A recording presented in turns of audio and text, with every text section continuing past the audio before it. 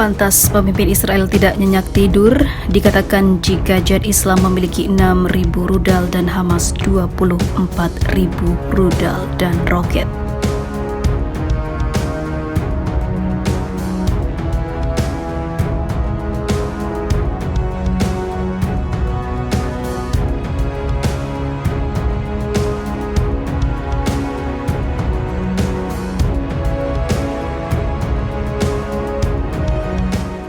Penasihat Keamanan Nasional rezim Zionis membongkar jika Israel tidak ingin gencatan senjata dan mengabarkan jika Jihad Islam mempunyai 6.000 rudal amunisi di gudangnya, sementara Hamas memiliki hampir 25.000 rudal. Zaki Hanegbi, seperti dikutip Ray Alium, mengatakan bahwa Israel saat ini tidak ingin menerapkan gencatan senjata dengan kelompok perlawanan Palestina dan memilih untuk saling bertempur. Ia menambahkan saat ini konsentrasi Israel adalah orang-orang bersenjata di jalur Gaza, bukan mencapai kesepakatan gencatan senjata untuk mengakhiri pertempuran. Menurut Zabi Hanegbi, Jihad Islam saat ini memiliki ribuan rudal yang siap menggempur Israel di gudangnya, dan Hamas memiliki rudal yang lebih banyak dari itu, yaitu 24.000 rudal, yaitu 4 kali lipat. Seorang pejabat rezim Zionis lain yang terlibat perundingan gencatan senjata di Mesir mengabarkan bahwa Kairo telah mengusulkan prakarsa baru untuk gencatan senjata antara kelompok perlawanan Palestina dan juga Israel. Pejabat Israel ini menjelaskan prakarsa Mesir tersebut saat ini sedang dipelajari oleh Tel Aviv dan pihak Mesir tengah menanti tanggapan dari Israel. Bayangkan jika puluhan ribu rudal Jihad Islam dan juga Hamas menyerang Israel, maka kekalahan pun tiba. Namun, sepertinya Palestina tidak akan menyerah dengan Israel yang dibackingi negara-negara barat.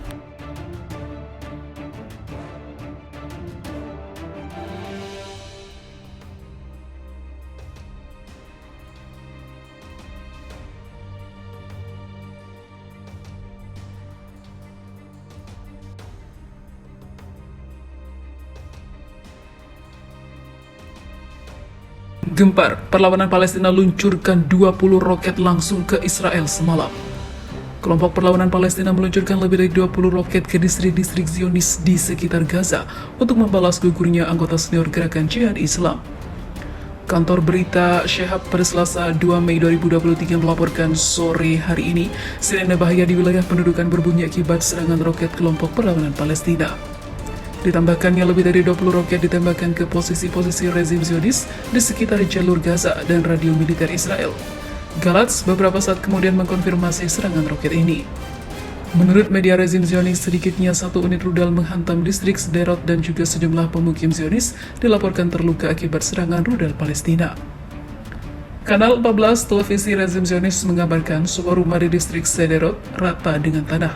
Akibat serangan itu, pada saat yang sama, 3 rumah Zionis lain di Sderot hancur, salah satunya sedang dibangun.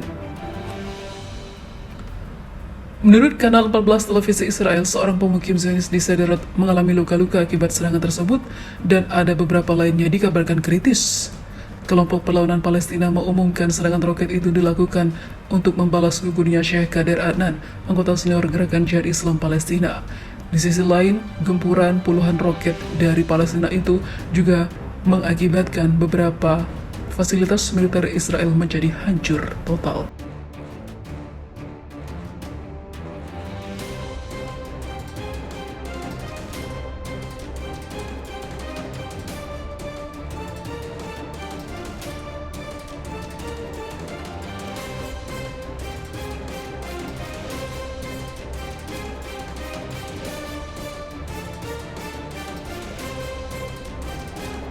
Pasukan Gaza kembali luncurkan ratusan roket ke Israel buntut insiden Al-Aqsa. Pasukan di jalur Gaza Palestina kembali meluncurkan serentetan roket ke wilayah Israel bagian selatan pada Kamis pagi waktu setempat. Peluncuran roket itu disebut sebagai aksi balasan dan aksi polisi Israel yang menyerang Masjid Al-Aqsa dan memukuli sejumlah jemaah di sana, tepatnya pada subuh dan juga malam hari. Sementara itu, sirene peringatan serangan udara di Israel pun meraung sebagai tanda waspada. Militer Israel bersiap-siap menangani serangan balasan dari Hamas itu yang kemungkinan memang dari milisi Hamas di Gaza. Ini merupakan serangan kali kedua setelah Gaza meluncurkan sekitar puluhan roket ke wilayah selatan dan kini mereka kembali menembakkan ratusan roket ke Israel. Aksi polisi Israel menyerbu Al-Aqsa di saat Muslim menjalankan ibadah Ramadan dan jelang Paskah itu mendapatkan kecaman dari banyak negara termasuk Rusia. Negara-negara yang terhimpun dalam Liga Arab pun langsung menggelar rapat darurat menyikapi tindakan kekerasan polisi Israel di Al-Aqsa yang semena-mena. Salah satu hasil pertemuan itu mengaktifkan desakan agar Dewan Keamanan Perserikatan Bangsa-Bangsa atau DKPBB yang kini dipimpin oleh Rusia segera menggelar rapat membahas insiden di Al-Aqsa dan memberikan hukuman pada Zionis yang melakukan kejahatan kemanusiaan itu. Sementara itu, dua diplomat PBB mengatakan sesi itu akan berlangsung secara tertutup. Pertemuan itu dilakukan atas desakan Uni Emirat Arab sebagai perwakilan Liga Arab dan Cina. Demikian dikutip dari Times of Israel. Rapat itu bakal menjadi sesi darurat setempat ataupun yang keempat yang digelar Dewan Keamanan menyambut konflik kedua negara ini sejak Benjamin Netanyahu menjadi Perdana Menteri Israel. Rusia juga mengatakan agar insiden Al-Aqsa segera diredam sehingga konflik tidak meluas. Karena jika semakin meluas, maka pasukan dari pendukung Palestina itu bisa turun gunung. Moskow menyampaikan kekhawatiran dan kemarahan yang serius terkait rangkaian eskalasi antara Palestina dan Israel yang berisiko menjadi konfrontasi pasukan dengan skala penuh, seperti yang terjadi berkali-kali di masa lalu, khususnya di tahun 2021 dan tepatnya juga di bulan Ramadan.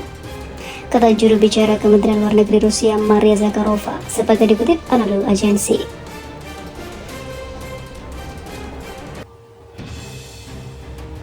Dalam pernyataan resmi, Kementerian Luar Negeri Rusia juga menyatakan bahwa situasi di Yerusalem hanya bisa selesai melalui kesepakatan politik. Kami meneruskan fakta dalam hal tersebut bahwa tak ada alternatif untuk memulai kembali proses perdamaian Palestina dan Israel di bawah kerangka hukum yang disetujui Perserikatan Bangsa-Bangsa berdasarkan prinsip solusi dua negara. Demikian pernyataan Kementerian Luar Negeri Rusia.